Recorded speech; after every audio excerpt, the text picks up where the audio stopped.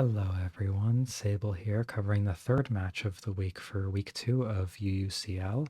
We've got Mel versus Magialice.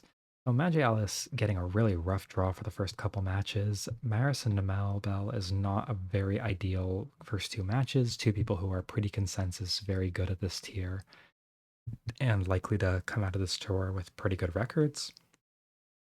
Tough draw, but we'll see what she can do here. And of course, getting the hard ones out of the way first is pretty good. Like ultimately, getting these done, and then you can maybe get some easier matches in the rest of the tour and do pretty well.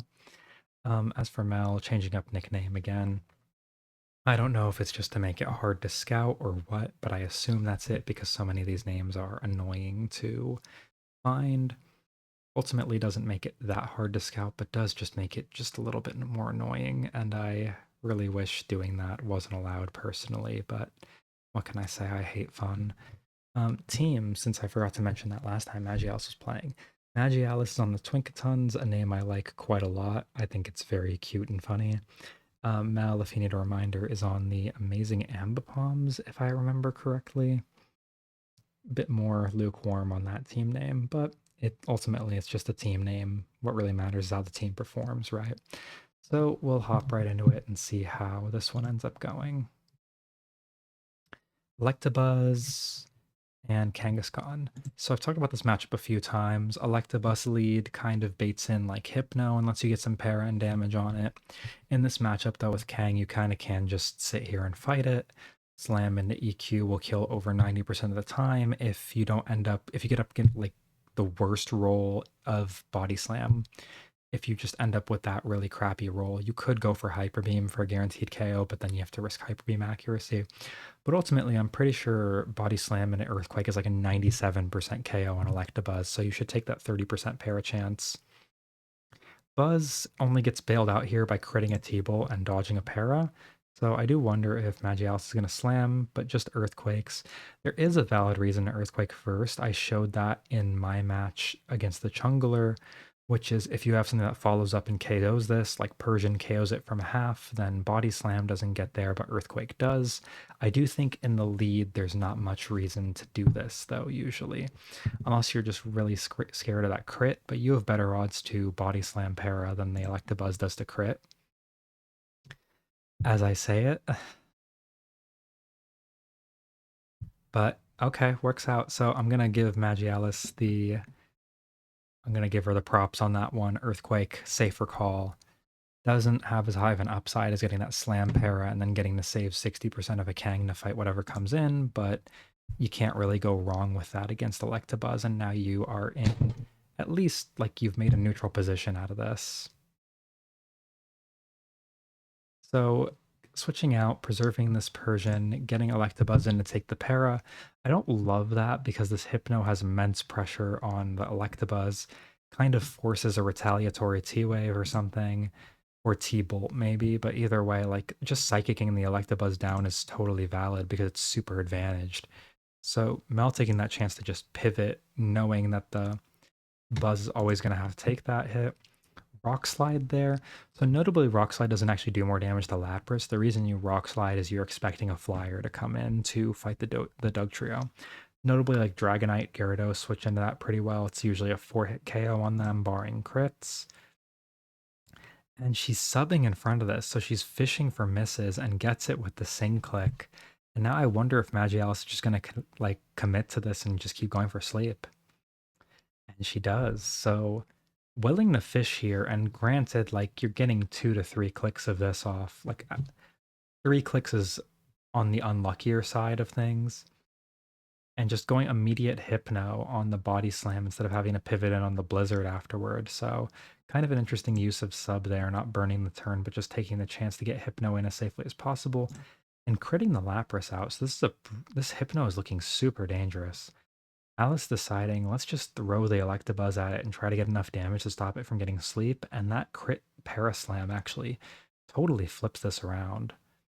This went from looking really, really bad to Electabuzz actually just destroying this Hypno.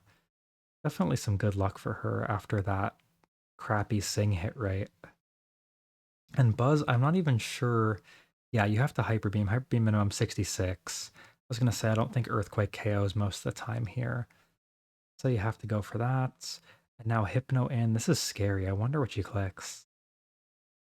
I wonder if she just went for that hypnosis. Well, no, you can't go for hypnosis. Obviously, you slept the Doug Trio. I keep forgetting that things are already put to sleep when I see a hypno come in because in my brain, it's hypno is usually the sleeper. So probably she just T-waved it. Finally gets it, but now you're going to lose a whole hypno for just a T-wave, and that really sucks. But you have a Persian. There are definitely ways to win this. Victory Bell last. That's interesting. This is scary. Like, on the one hand, Victory Bell on one para from Kangaskhan could do a lot here. With Mel's reveals so far, you presume there's probably some bulk backing this up in the way of a Lapras, and then the +1 could be anything. The fact that she immediately went to Rock Slide with Doug Trio makes me think she's got a flyer of her own, and I think that's just solid team building.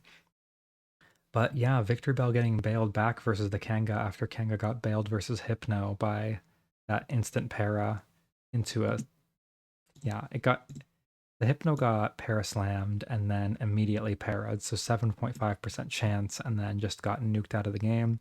There's a flyer, so Gyarados, and I'm assuming the last is probably Lapras, because you probably wouldn't want to send Lapras into this. It could be Slowbro, I guess, but I don't think it is.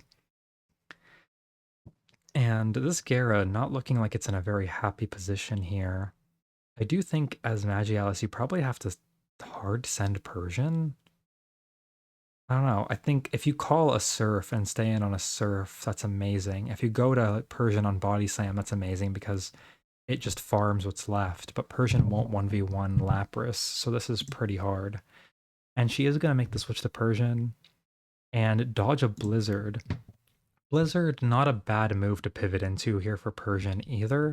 You still are going to win this from that point if you pivot into Blizzard. It's really, I think it's just Hydro that really would have been able to win it for Gyarados if it even has Hydro. But now Alice can just T-Bolt knowing full well, like, if that last is a Lapras or what have you, it's not switching in. And checking the calc really quick, yeah, Surf, not a 2-hit KO. So this Persian pivot was always safe unless it was specifically Hydro Gyarados, and unless Mel made the call out and Hydroed on the switch. And now Persian gonna nuke this. Now I'm assuming Lapras is about to come in. Oh, Kuno. Okay. Actually, I kind of like this team idea here a little bit, but I do think it might be a little too frail. Like, Gyarados is,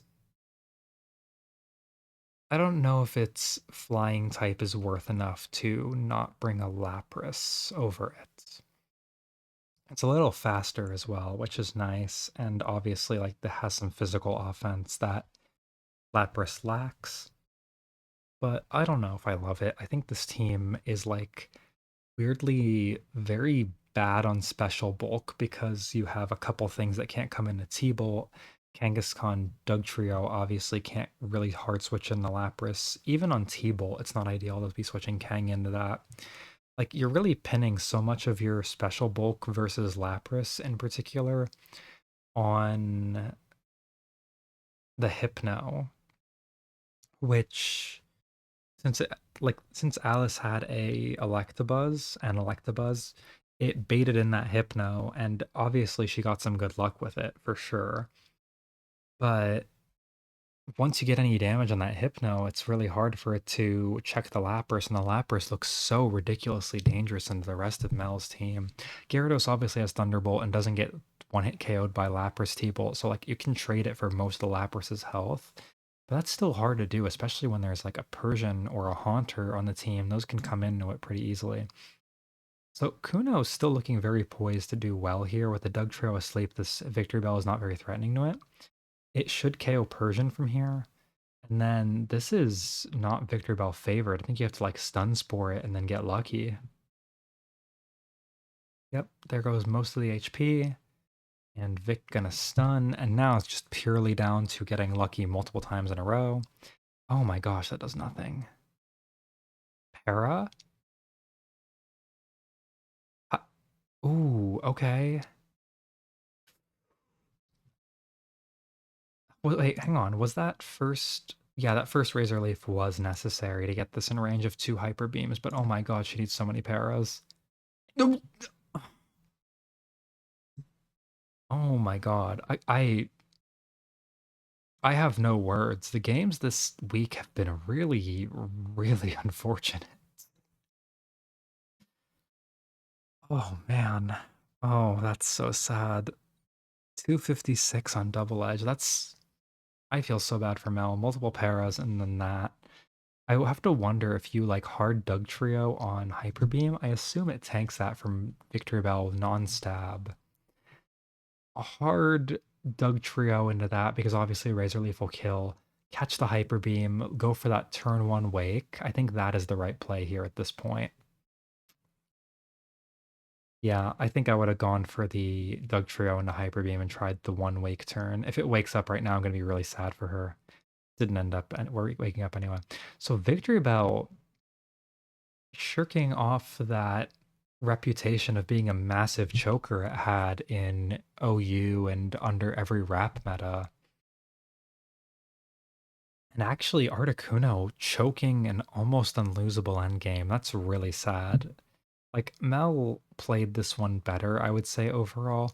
I think I like what Alice's team is trying to do, and I feel like that team is, I wouldn't say favored, but solid against what Mel brought here, especially without that Lapras.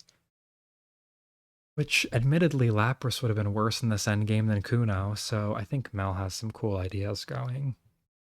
It's more the Gyarados that I wonder about here. So, I don't know. I think Mel made the right positional plays, and you just sometimes you get unlucky like that. And this week two of UUCL has just been a really bad RBY week, I have to admit. Like, RBY usually is not as hacksy as people like mentally give it a reputation for, but this week has not been great. That's an egregious Victory Bell cheesing out Articuno. I mean, Alice, credit to her, found the one way to win and went for it, but ugh. We can pretend that 256 was just another paralysis because that feels way less bad. But anyway, 1-0 Alice, and let's get into the next game. Ninetales lead versus Dugong.